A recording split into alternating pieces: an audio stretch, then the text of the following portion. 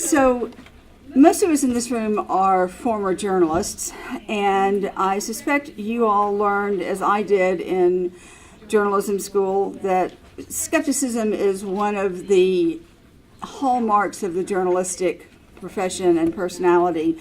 One of my journalism professors in my master's program at the University of Alabama told me once, if your mother tells you she loves you, check it out. 2 separate independent sources required for verification. The way I got interested in the Confederate press was by reading histories of the Confederate press that did not jive with what I had seen in microfilm. And the same thing happened in the spring of 2017 when we had a NAACP rally in Augusta over the Augusta, Georgia Confederate Monument, which is the second slide that you've got here on the first page. And then we also had a teach-in at my university regarding the monument. And some of the things they were saying did not strike the proper chord with me. It's one of those things I heard and I thought, I'm not so sure that what I'm hearing is accurate. And so that's where the if your mother tells you she loves you, check it out came into play.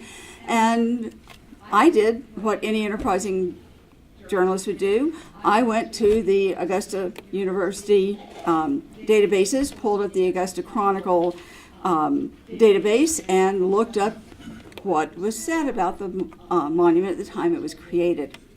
And what I learned was that some of the things we say about Confederate monuments today are not exactly correct. In other words, memory is not the same thing as history. We all know that. And I wanted to know what the history was. I wasn't interested in what the memory was. I was interested in what the history is. So the monument in Augusta is unique. In fact, it's the only monument that anyone seems to know about that does what it does. And it is a product of the Reconstruction period. In other words, it was dedicated, I believe, in 1877. So it's an early one, and it is different in that, I know this isn't a great picture, but if you see the first tier right here, that is where they put the statues of the generals. So you've got Lee, you've got Jackson, you've got T.R.R. Cobb, who was a Confederate general, but also a brilliant lawyer who wrote the statutes of Georgia, and then a General Walker who is from the Augusta area. But then at the pinnacle of the statue, you have the common soldier. So in other words, this is not really a monument to the generals. It's not even really a monument to the Confederacy. It is a monument to the common soldier who marched and died. And that led me into looking a little bit deeper. The inscription, there is an inscription on the monument that is what caused the issue over the monument, and that's, it's on there, but I don't think you can read it. So what it says is, in memoriam, no nation rose so white and fair, none fell so pure of crime. And the big issue there was over that use of the word white. It's not being used in a racial term when it was written, but it's taken in that way. So at any rate, one of the things you should know about Augusta is that it is a predominantly African American town. There are still racial issues in Augusta, and so the reaction of the city was another thing that got me interested in this. At the teach-in and at the NAACP rally, I was absolutely shocked because both were conciliatory. I was anticipating something more like what would have happened in Charlottesville, but that's not what happened in Augusta.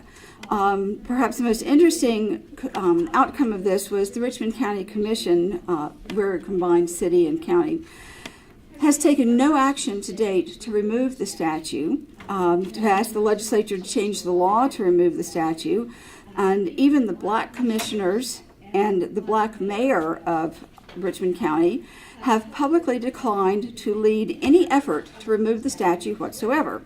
And seemingly, the citizens of Augusta of all races were okay with that.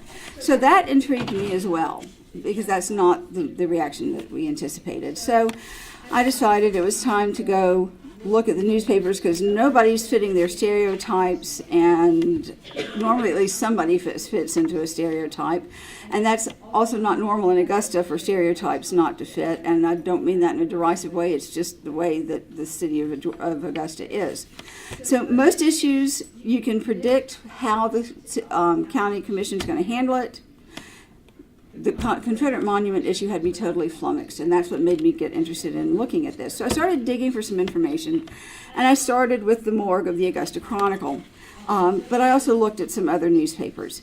And I also looked at some diaries and some letters, and I will say that I found nothing from the period I'm looking at, which is only Reconstruction. Okay? I'm only looking at 1866 to 1877.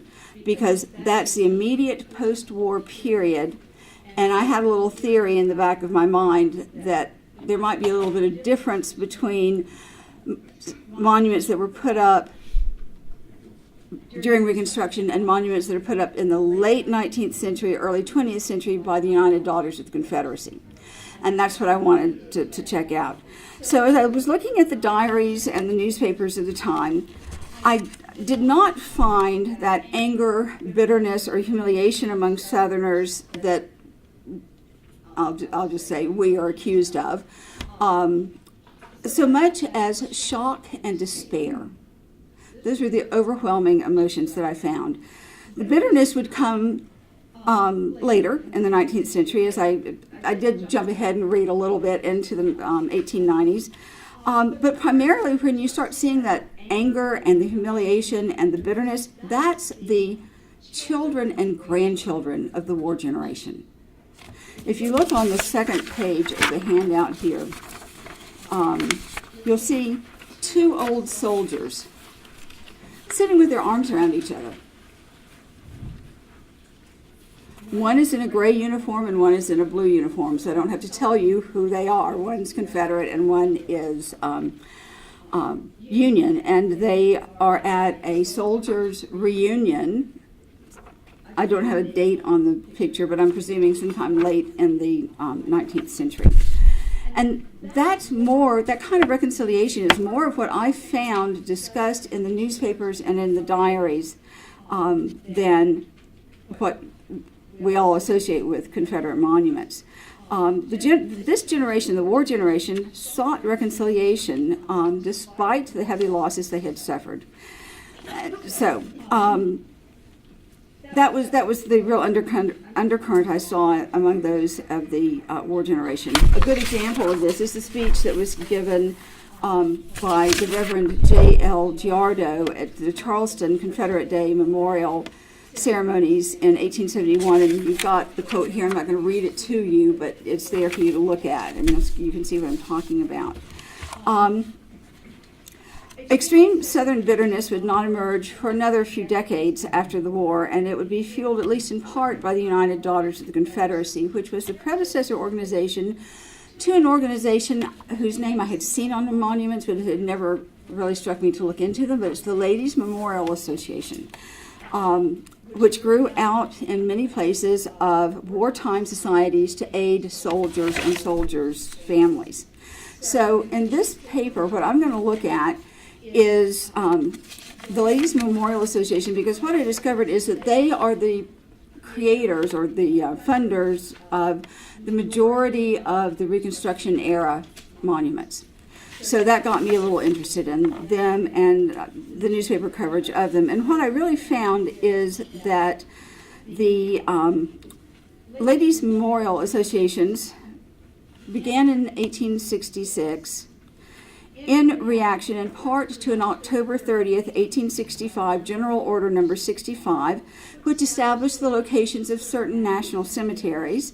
And on February 22nd, 1867, Congress established official national cemeteries with the act to establish and protect the said cemeteries. Half a year later, on April 13th, 1866, Congress authorized an effort to locate the scattered remains of dead Union soldiers and their reburial in national cemeteries. The law excluded Confederate soldiers. They were not welcome in national cemeteries. And so that gave rise to groups like the first one, I think, this is the earliest one I can find, that put itself together in Winchester, Virginia, the Ladies Memorial Association. And their entire purpose was to bring soldiers home, Southern soldiers, who had died in the North and whose bodies had been, if buried at all, scantily buried, and to build cemeteries to put these bodies in. By the end of the 19th century, when the Ladies Memorial Association gives way to the UCD in 1894, the Ladies Memorial Association had created about 20 associations across the South. They had about 1,500 members. The Virginia chapters alone had provided burials for 72,000 Confederate soldiers, or about 28% of the Confederate war dead. The women would have never been able to accomplish all this without the aid of one very important accomplice, and that's the press. Women who had previously stayed out of public life used newspapers as their public voice, and Southern newspapers provided considerable assistance by printing letters to the editor, fundraising appeals, meeting announcements, covering Decoration Day ceremonies, and the construction of memorials. Now, I'm not going to run through every story that's mentioned in my paper, but I will say I'll just talk about a couple of ones that struck me as particularly poignant. One was a letter from a woman in Natchez, Mississippi, who wrote to the Augusta Chronicle and Sentinel. Why she wrote to the Augusta paper, I don't know, but she did, stating that she had seen, well, I think she explains it, but I don't know why she chose an Augusta paper instead of an Atlanta paper. But at any rate, she wrote that she had seen in her local paper a notice to create a Confederate monument for the dead who lie in Georgia. She took note of the announcement, she said, because her brother, Colonel Thomas Fields, had died leading the 30th Louisiana during the Atlanta campaign. And she wrote that she had tried repeatedly to find his body so she could provide a proper burial for him, or if he was already buried well in Georgia, so she could place a token of her sorrow on his grave. Her brother's body had not yet been located, but she sent $100 to the Confederate Memorial Fund in Augusta because they were trying to put together a monument that would honor all of the soldiers of Georgia or the soldiers who died in Georgia. Okay? And she felt like that would at least accomplish her purpose to some degree. Even if her brother was never found, there would be something that memorialized his death. Newspapers also editorialized about the women's work. In 1876, an editorial in the New Orleans Bulletin praised the Ladies Benevolent Association, which was their equivalent of the Ladies Memorial Association, for erecting a monument to the Confederate dead in Greenwood Cemetery, and each year on the Battle of Shiloh, April 6th, remembering the boys in gray by decorating their graves. That's the other thing that I will say about the Ladies Memorial Association. Their primary purpose was to build cemeteries. Generally speaking, any monuments to the Confederacy that they put up, they put in those cemeteries. The one main exception I know of is in Augusta. Augusta's Confederate monument is on Broad Street, which is the main street in downtown Augusta.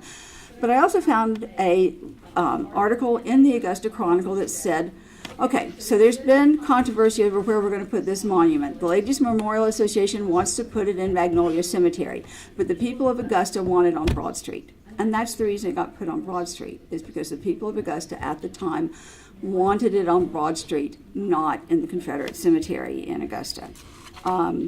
Even newspapers outside the South helped spread news about the monument building work. Both the St. Louis Globe-Democrat and the San Francisco Daily Evening Bulletin reported that former Unionists and former Confederates in 1877 were all contributing to repair the 6-month-old Confederate monument here in Chattanooga. The monument had been defaced, quote, beyond repair Saturday night by unknown persons. The Milwaukee Daily Sentinel provided coverage of Decoration Day observances in Richmond, Virginia, with a news story that described what the Ladies Memorial Association had done in both Hollywood and Oakwood cemeteries. And one of the things they talked about was the laying of wreaths on the graves there that said simply, "We honor the brave." So what I found really is that papers across the country covered the building of these monuments. They, at least during Reconstruction, all covered them positively or at least neutrally. Most often they were simply reports. This is what's going on with this monument. This is what's going on with that monument. So as I look back at what I saw as I was reading the papers, what I saw was that the work of the Ladies Memorial Association during Reconstruction shows that newspapers aided the cause of women with their editorials, with their news stories, and with their advertisements. The striking thing to me was that it wasn't just Southern newspapers that helped women spread their appeals for funding to bring Southern soldiers home for burial. Newspapers in the North worked with them as well. In fact, one Northern woman, upon reading such an appeal in her hometown newspaper, sent $20 to the Ladies Memorial Association of Montgomery, Alabama, after reading about their 1872 Decoration Day ceremony. This Northern woman had lost 2 sons in the war, and she said that she had been very bitter about that. But she was so moved by the report of the featured speaker's oration at the Montgomery ceremony that she asked the Ladies Memorial Association there to use her donation to fund an engraved cup for the speaker. She said that the bitterness she had felt toward the South had been wiped away by that speech, because it was a conciliatory speech that praised both Northern and Southern soldiers for their valor. The speech, she added, had shown that Southern women had experienced exactly what she had, and she'd never thought about that before. The woman wrote, "I feel like men like this Major Jones must be noble and true in heart and fought and died because they thought it was right." She added that she wanted to do her part to help heal the country, and I ran into a number of articles in Northern newspapers that said the same thing. I don't know if y'all are aware that there are, in fact, monuments to the Confederacy actually in northern states, and if I had my PowerPoint, I'd show you a map that I found that showed them. And so you would often have reports of decoration days there where where contemporary American soldiers who had been Union soldiers were actually the soldiers who were leading the commemoration. They were laying the wreaths, or also bands from contemporary military units were playing at these ceremonies. So I think what this shows is the war generation well understood the travesty of what they had been through. Tom Brokaw referred to the World War II generation as the greatest generation, and I think probably they were of the 20th century. I think those who fought and died in the Civil War, those who lived through it, and those who reported on it, they were all the greatest generation of the 19th century. They saw their country torn in half because neither side was willing to compromise on divisive issues. After 4 years of killing, 750,000 men who should have been alive were not. Reading the coverage of the Ladies Memorial Association during Reconstruction makes one thing abundantly clear to me anyway, and that is that not all Confederate monuments are created equal. The Ladies Memorial Association was not building monuments to a lost cause. That phrase was sometimes used at Southern Decoration Day celebrations, but they didn't mean by it. With them, it's an L, lowercase l, lowercase c. It's not the myth yet. They were bringing, their main objective was to bring Southern soldiers home from northern battlefields, particularly Gettysburg, and build cemeteries, and any monuments they built, they wanted those in the cemeteries. Further, when a speaker did make reference to the lost cause, as I've already said, it was always followed by a reminder that that cause also was dead and buried. The Confederacy was gone. Just like the men the crowds had gathered to honor, it was dead. And that was said more than one time. The Confederacy is dead. We need to put it behind us. Some, including General Nathan Evans, who gave the speech at the 1872 Augusta Ladies Memorial Day decoration service, specifically rejected the lost cause notion outright. He counseled against keeping the rancor of the war alive. Now, I have to add that this paper is not intended in any way to be an apology for Southern extremists, either then or now. They were the region's worst enemies.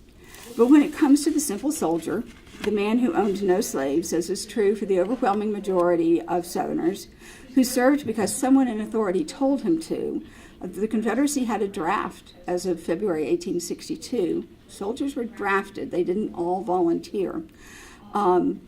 Denying the dignity and respect to his service, to me, is a lot like dishonoring Vietnam veterans, as happened when they came home. Many of them had not wanted to serve, that is, many of the Confederates, any more than some of the Vietnam-era soldiers wanted to serve. But they respected the rule of law and showed up when their country called them. Now, I will remind you that this paper is only concerned with the newspaper coverage of the work of the Ladies Memorial Association and in the immediate aftermath of the war. And again, their purpose was to bring soldiers home from northern battlefields to construct cemeteries. Monuments and memorials came a little bit later, but they were primarily placed in cemeteries. Their purpose does not extend to putting those monuments up during the era of Jim Crow or with unworthy motivations. The primary argument here is that neither northern nor southern newspapers gave any hint that the many ladies' memorial associations had any motivation other than honoring their dead. And when they didn't build their monuments, they primarily put them in cemeteries surrounded by the Confederate dead. So the moral of this story pretty obviously is, as I said earlier, not all Confederate monuments are created equal. One must be willing to look for shades of gray and maybe butternut in the current debate over the value or lack thereof of Confederate monuments. Thank you.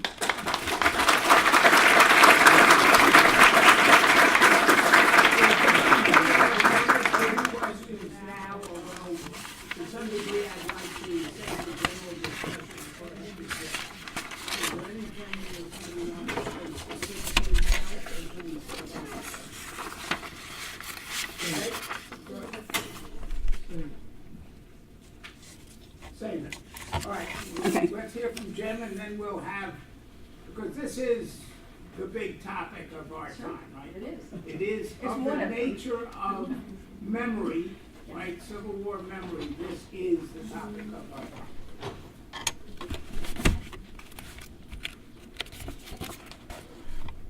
Well, I was having a little bit of trouble figuring out exactly how to go with this, but Debbie helped me out. She gave me a suggestion, not directly, just in the overall paper here. So let's see. I've got a list here of some Confederate monuments and the dates. On which they, in most cases, were dedicated. So I've got assignments for everybody here for next year. Okay. So let's see here. Where's Stephen Lund? I haven't met. There you are. So who are you working with at UVA? Liz Barron. Okay. All right. So let's see. You get the Confederate monument in the Hollywood Cemetery in Richmond, Virginia. Dedicated in 1869. So let's see. Matthew Arndt. There's Matthew. Okay, you get the one in Paris, Texas, 1903. Okay. And Brian, you get the one in Shreveport, 1906. Okay. So the purpose of that little exercise, and actually you don't actually have to do that as a homework assignment. I'm not your professor. Good idea for a program. Yes. Having a real general session where people submit papers about specific monuments in their home area. Yeah, that's right. I had that thought as well. So some of this got refined a little bit as you were talking about the future of the conference, David. But as Debbie's paper shows, really, as the history of this conference over the last quarter century shows, it just how complex the history of this mid-19th century era that we study, how complex the Civil War, how complex the long Civil War, if you want to use that phrase that is often applied, this whole era of the 19th century and into the 20th century, just how complex all of these things are. And it also shows just how much room there is for research in this era, and the crying need for education on the part of so many into this era and the various aspects of it. For what is our nation's still most watershed event at this point, why shouldn't it be this complex? Why shouldn't it be requiring this amount of research? And how so many of the aspects of that era are not discrete components in and of themselves, but instead are really just another manifestation on a continuum. How many themes continue throughout the whole time period with maybe ups and downs and periods of real emphasis, but how there is a continuum across so many of those themes or ideas. And the ladies' aid societies, as Debbie related, organized initially in the South in most instances to provide uniforms for the soldiers, essentially large sewing circles to provide that first uniform as the men rushed off to war in 1861, and then transitioning into the continued care of the soldiers. How many young women learned to knit to produce socks for the soldiers? Any of you all who hike very much probably know how quickly you can wear through a pair of even modern socks. And now imagine being on your feet day in and day out. The ladies will care for soldiers in wayside homes along the rail lines, fixing meals for them, if not themselves working in those wayside homes, providing the resources for those wayside homes' uses, providing supplies to hospitals. Women were not yet expected to be real hospital workers, and in fact, women like Kate Cumming, who will break into to that field during the course of the war, will begin to create new ground for women, serving during the war mostly as matrons, kind of the organizers of so much of the care in many of these hospitals. But even as the war progressed, ladies of these ladies' aid societies began to care for soldiers in another form. And for so many of those men's service, tragically, the continuation of their service as now a deceased soldier. Even during the war, in many of these places, it is the ladies' aid societies or ladies' organizations that help make arrangements for the burial of Confederate soldiers. Mostly the ones that I'm speaking about during the war, where the ladies' organizations were involved in one form or another, were in the hospital towns, typically along the rail lines. That Mobile, Alabama matron, Kate Cumming, that I mentioned, she speaks of visiting the Confederate Cemetery in Chattanooga, where the dead of the hospitals were being buried there, and communicating with families about the presence of a deceased family member's remains. And some of those remains were exhumed just within a short time after that soldier's death, to then be transferred back to a home or family area. That attention given to graves even during the war, and given the loss by death even during the war, this service by women would be expected. Reading Drew Gilpin Faust, This Republic of Suffering, which looks at the effects of death in the Civil War era, and understanding the mid-19th century mourning mores and rituals, it would be expected that women would be involved, particularly with the desire of closing the family circle, of knowing where all family members are, even in death. We heard in the paper about the desire of that sister to know where her brother's remains were located in the period immediately after the war.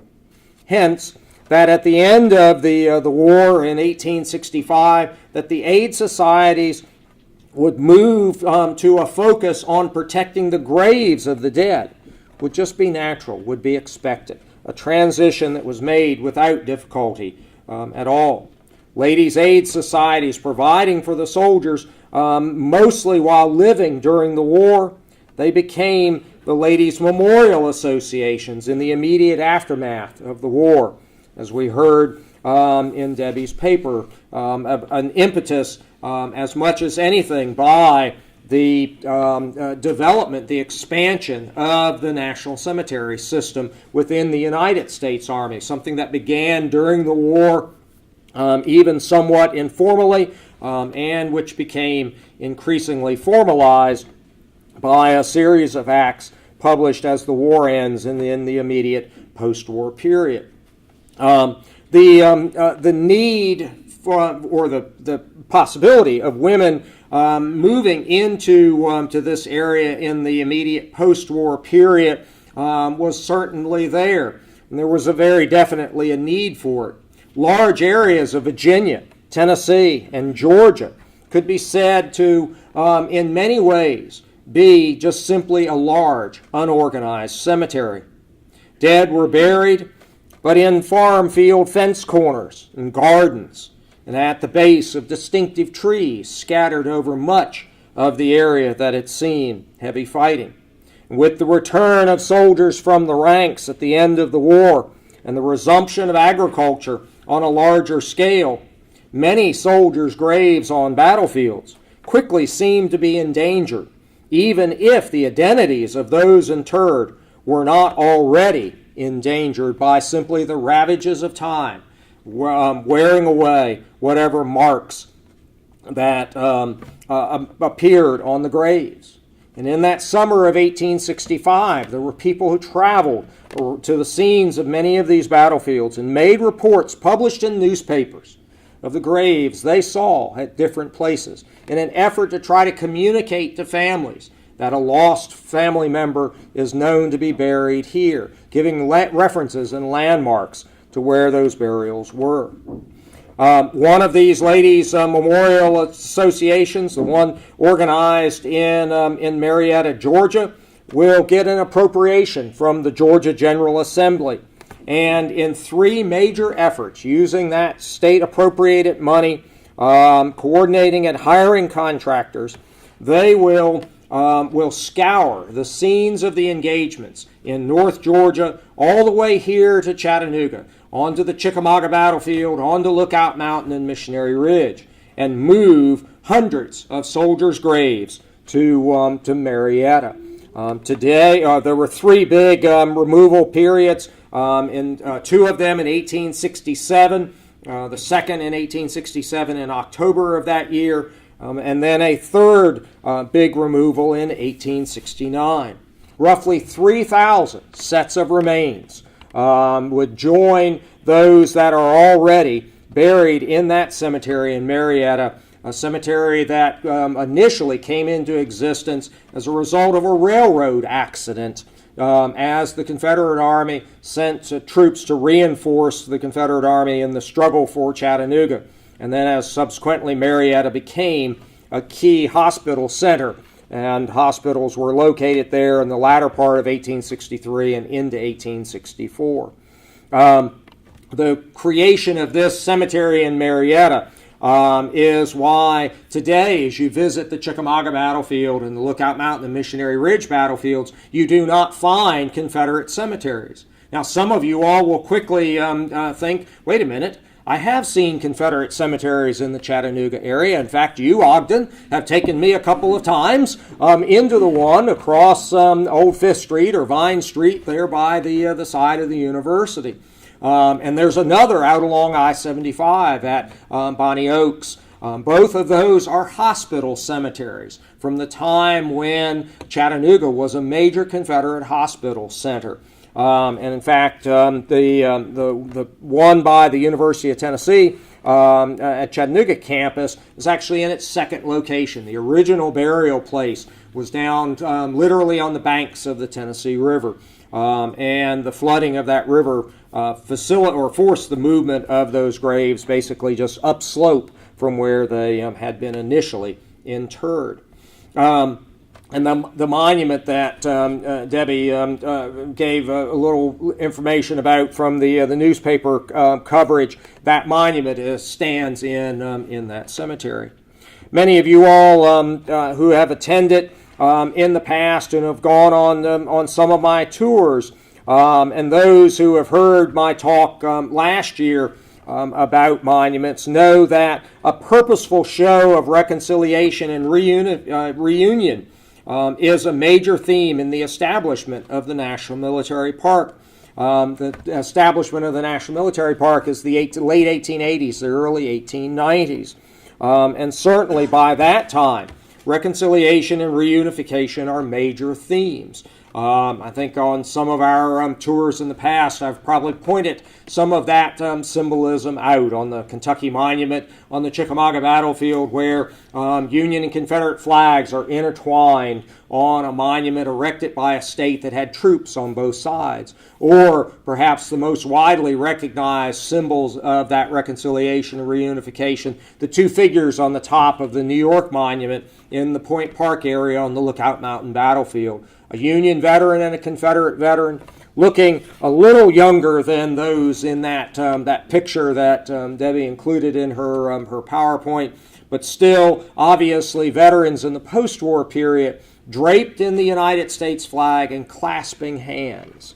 But if you look carefully at that symbolism, the Union soldier's hand is out and palm up in the position of superiority. The Confederate veteran's hand is out and palm down in the position of submission. So there's even symbolism within the larger symbolism on that monument.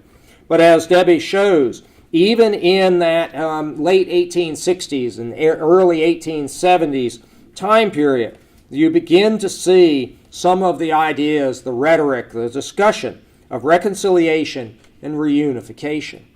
Of course, it's not always accurate. It's not always complete. It's not always even true.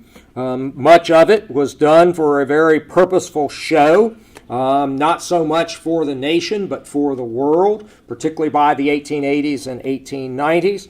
But very definitely amongst many of the veterans, there was, as Debbie noted, the idea of putting the animosity of the recent past behind them and simply honoring or at least acknowledging and mourning those who had passed north and south. And we begin to see early on some of these joint recognitions of particularly the dead in many places. Of course, here in Chattanooga, there's the added impetus for this, and not only is this region one of divided sentiment at the very beginning of the war, but the Civil War history of Chattanooga leaves Chattanooga in Union hands after September of 1863, with almost all of the Southern sympathizers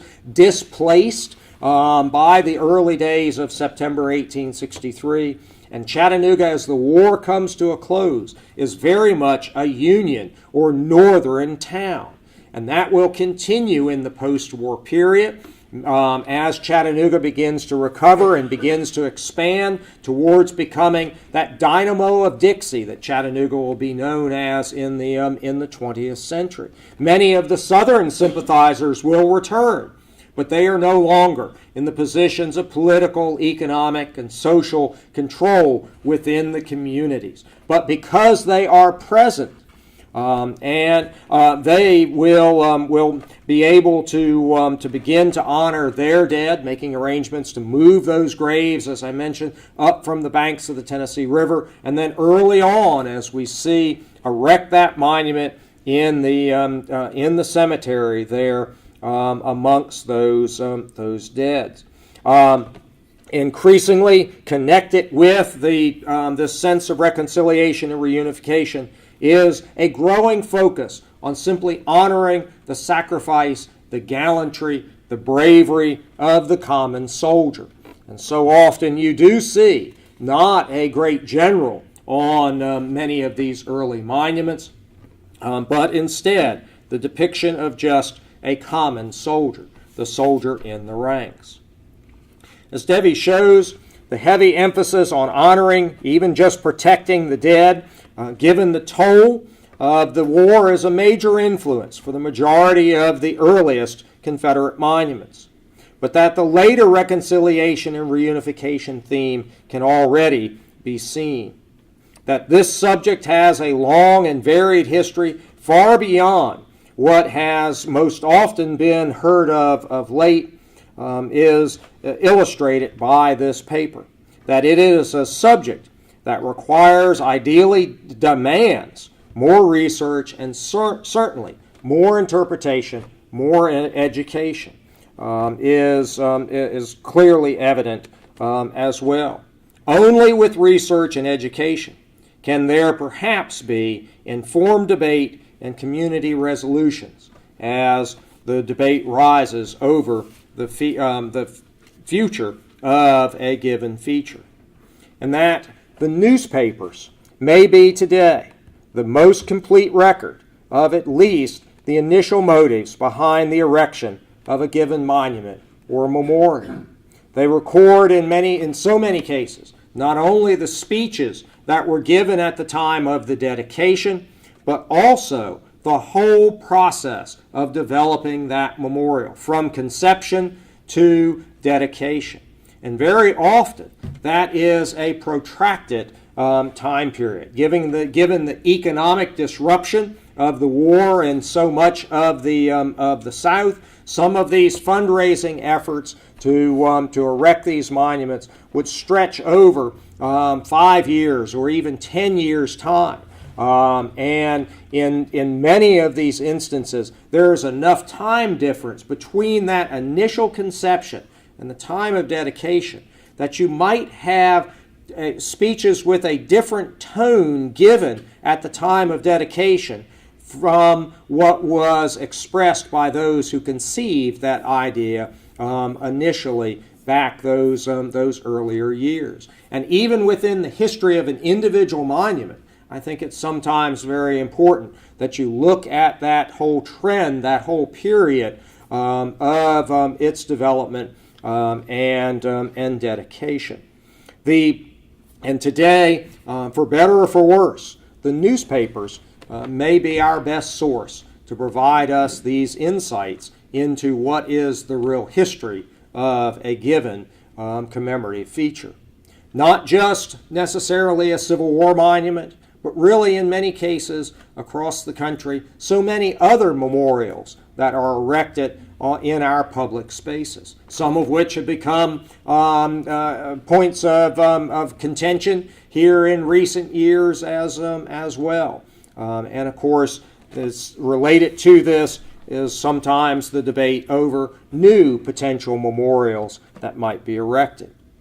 And hence, with a group of journalism historians, people used to the use of newspapers, hence the homework assignment for everyone, because there's a lot of specificity to the history of each of these monuments, and particularly as that commemorative period extended over the lifetime of the veterans and transitioned then to their children in the 20th century, and now down the ages to where we are today.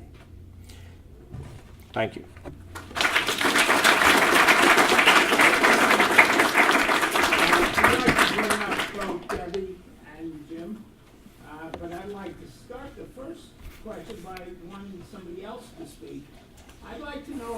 somebody here today who is willing or wishes to make the argument that at least some of these monuments have no place with us now where they are currently constructed and should be moved or taken away or the rest. I mean, this is a group of historians.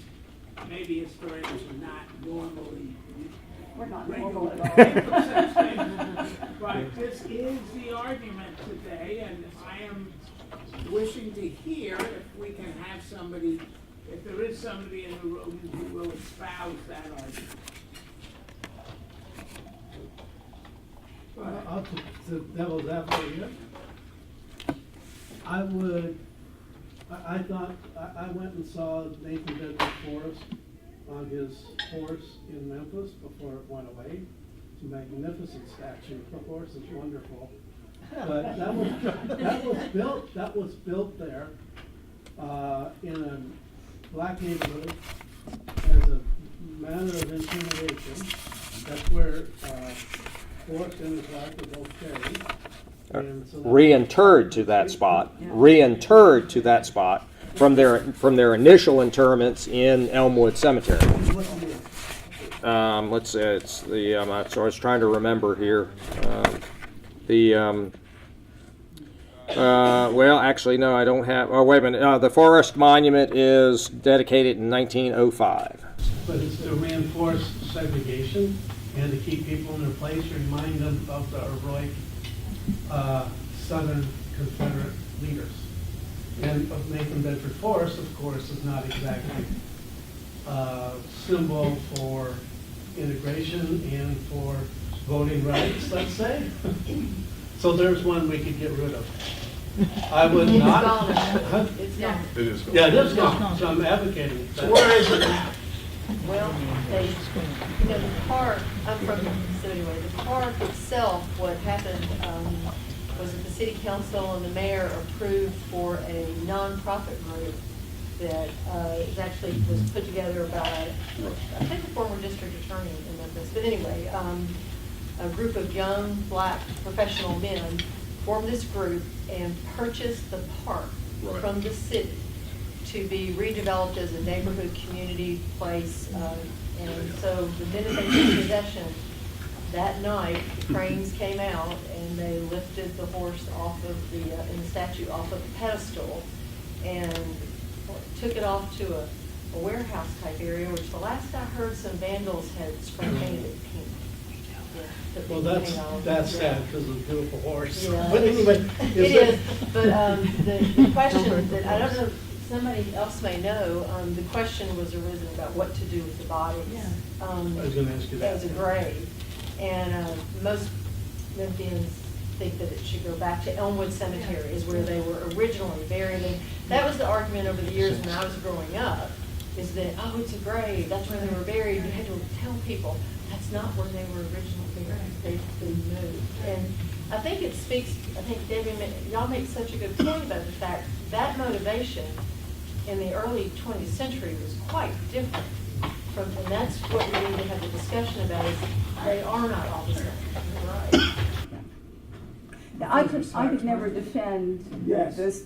the Nathan Bedford Forrest statue because A, it's aggrandizing someone who formed the Ku Klux Klan and was indeed put in to intimidate and there's a white supremacist message. And there's no way, it's an indefensible May I statement. say, Professor, that we shifted slightly? A few months ago, Jim conducted a tour of Chattanooga Civil War sites. He led us through the United States National Cemetery in this very city and pointed out the graves of German POWs from World War II who had died in the area. One of our tourists asked, so Nazi soldiers are allowed to be interred in this U.S. National Cemetery, and Confederate soldiers who are Americans are barred from burial here? Jim, would you care to tell us how you answer that question and how your answer has pertinence tonight to Professor Van Tuyll's subject of Confederate memorialization? The short answer is yes, and it goes all the way back to how You that. said it's different times. Well, that's right, and it's Pam dancing. yeah, it's different. It's different times. It goes back to the creation of that cemetery during the war. The Chattanooga National Cemetery actually predates the first law for a cemetery. There is one law that basically directs the Army to do a better job of caring for the dead, the bodies of the dead, but the Chattanooga National Cemetery predates the first law creating a true national cemetery system. And being created during the war at the height of the animosity, and also with an existing Confederate burial ground in Chattanooga, where those hospital dead were buried. The Union Army did not allow the interment of any Union or any Confederate dead in that cemetery. By World War II, it's a piece of government property. And it becomes the practical place to inter those dead. In fact, even before the World War II, German and Italian prisoners of war who die of disease while in United States custody, even before they were buried in the cemetery during World War II. In the 1930s, German internees, I did not say prisoners of war, these are German internees, these are German nationals who were in the United States in April of 1917 when the United States declared war on Germany. These are seamen, merchant seamen on civilian merchant vessels. These are artists, these are musicians, these are educators. The United States government takes possession of them, and they are held under United States government control for the duration of the war. And most of the ones that are now buried in the Chattanooga National Cemetery were being held over at Hot Springs, North Carolina, which is near Asheville, yet another mountain resort community. Today it's almost essentially a ghost town. And what began in the spring of 1917?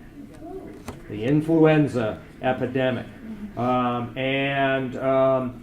There are 70 some odd of these internees who die, almost all of them of influenza. Some of them are over in North Carolina. They then, in an effort to try to get away from the disease, they move them to Fort Oglethorpe, and they're eventually all their bodies, these 70 some odd bodies, are consolidated into the cemetery in the 1930s. And if you want to look at an interesting commemorative effort, they are moved into the cemetery in 1933, I believe, is the year. Yes, it is. It's 1933. What else happens in 1933? Hitler comes to power. They are moved in March of 1933, and soon thereafter, a proposal is made by the German consul in St. Louis, which was the German consul that covered this area, to erect a monument on the graves. That is not actually done until 1939, a few weeks before Hitler's invasion of Poland. The German consul in New Orleans is the principal speaker at that monument dedication, and he will be investigated by the FBI for espionage. He was a World War I German U-boat captain.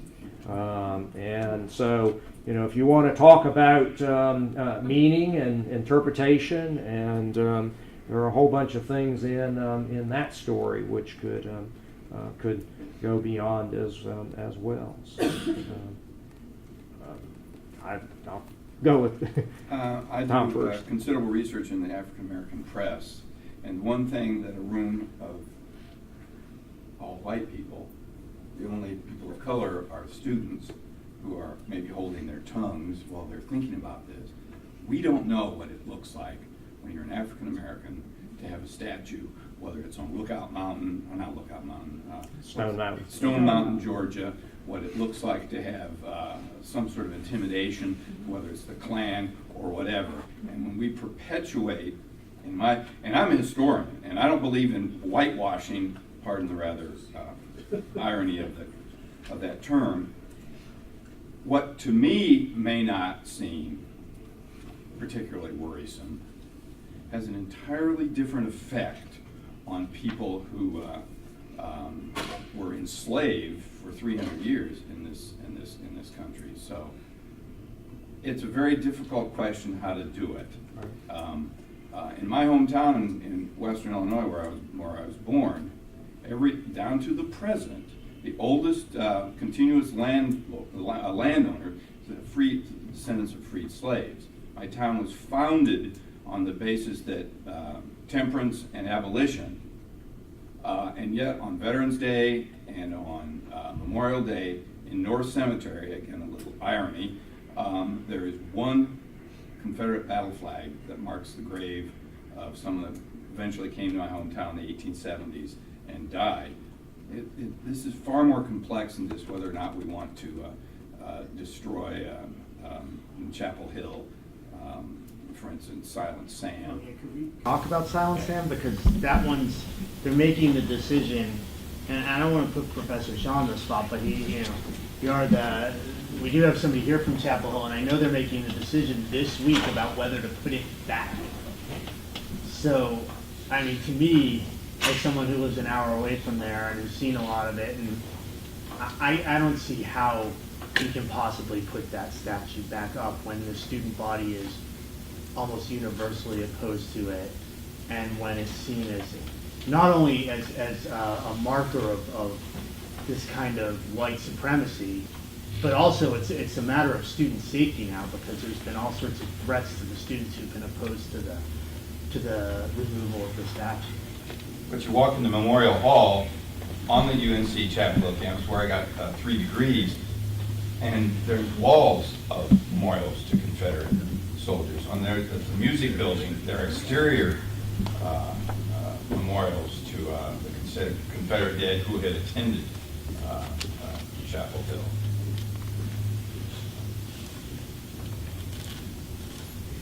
I have 3 things I want to say kind of quickly. One is, I mean, in this discussion, one of the things that I find kind of remarkable that doesn't come up more is a discussion about New Orleans Liberty Monument, because that predates this debate, and it was the same sort of thing, and it was decided not to eradicate it, but to marginalize it. And I get it's been moved again, but I mean, so the idea is we don't want to sort of destroy it, because that has its own problems of forgetting history, but to kind of marginalize, not celebrate. You said the key thing that is often missed about that, even in the news coverage of it being moved most recently, very little of the news coverage noted that it had already been moved once. Right. And the other thing is, I'm not sure I agree with your thesis about the earlier Reconstruction, because it was a different period, and the South had a lot less, as you were pointing out rightly, a lot less needs. And cemeteries are very safe places to put things because you have to bury the dead, and so that was allowed to do. And I mean, and then you take the metaphor of like Oakland's the sleeping lion. I mean, the idea that the lost cause is dead and gone. I mean, it's a sleeping lion. It's there, it's powerful, and it's sleeping because it's going to wake up and pounce any moment now too. And then a third thing I just wanted to say, sort of in response to your comment, one place to sort of look at sort of the evolution of that is Elmira's National Cemetery, because Elmira, New York, has 3,000 Confederate soldiers buried there. And that when the laws prohibited Confederates from being in national cemeteries, it was a really interesting thing. I mean, I wasn't alive when that happened, but it was, you had a circle of gravestones marking the Union soldiers who were there around this appearing to be blank spot, which is where the 3,000 Confederates were. Now, when the laws were changed, and so that you could then, put Confederate cemeteries, then the stones went up, and now they're maintained. But it's kind of an interesting sort of evolution of like in one place where you have them prohibited, but they're there, and we can't reinter them because we don't have the Ladies Memorial Associations coming up to Elmira. But, you know, but then eventually they A change. passage of time, Yeah. as Jim said. And they're similar ones. The almost all well, most of the monuments erected by the United States government at the place of burial of the Confederates who died in United States hands in prisoners of war camps in the North. The majority of those monuments are almost identical to one another, an obelisk form with bronze tablets with the names on them, and all of those are early 20th century creations. After, as you note, a law was changed, Congress passed an additional law to allow for that. It's again another one of the threads or recognitions of this reconciliation and reunification theme. And so you have a very similar circumstance at Point Lookout, at Alton, at Camp Chase, a number of places where you can look at this kind of evolution. And in some cases, it's a section within an existing cemetery. In other cases, it's an entirely separate cemetery. So in the case of the one at Point Lookout, it's the third cemetery. So. One last question. Some caveats. I am a person of Chinese descent. While I wouldn't presume to think that my experience is equivalent to that of an African American today, there are certainly some monuments on the West Coast and in Hawaii, where my family first came to this country, that I think provoke some similar thoughts. I believe that part of the problem underlying this debate is the perception by some people that history and monuments are written once and never changed. You can go to Paris and find buildings where, you know, the fleur-de-lis that I see on my companion's bracelet here have been erased and put back on, depending on which government was in power, and statues that have been moved, in some cases, destroyed and melted down and re-erected. From Minnesota, where I was living and teaching more recently, we have a lake that used to be named after John Calhoun. And so I followed the renaming debates at Yale with great interest. Now, I went to schools that had different names before and different names on buildings and such. Whoever gives the most money usually gets the most third names. I'm actually okay with that because I see this as part of a fluid process. When there are processes where people are saying, destroy this thing, I think that's more problematic because that looks like erasure. Put it in a museum of other things where you can view it in context and say, well, we don't display these things anymore. I'm much happier with that than with the idea of we're just going to conveniently make this look like it never was there and never happened. And I believe very strongly that if we're going to remove something from a prominent place, at the least, you should have a plaque acknowledging its history, because we don't learn unless we keep that memory. Good.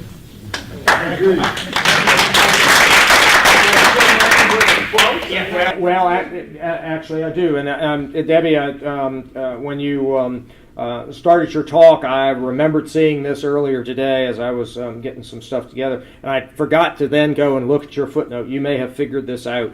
The phrase that is on the Augusta Monument, wherever your paper is.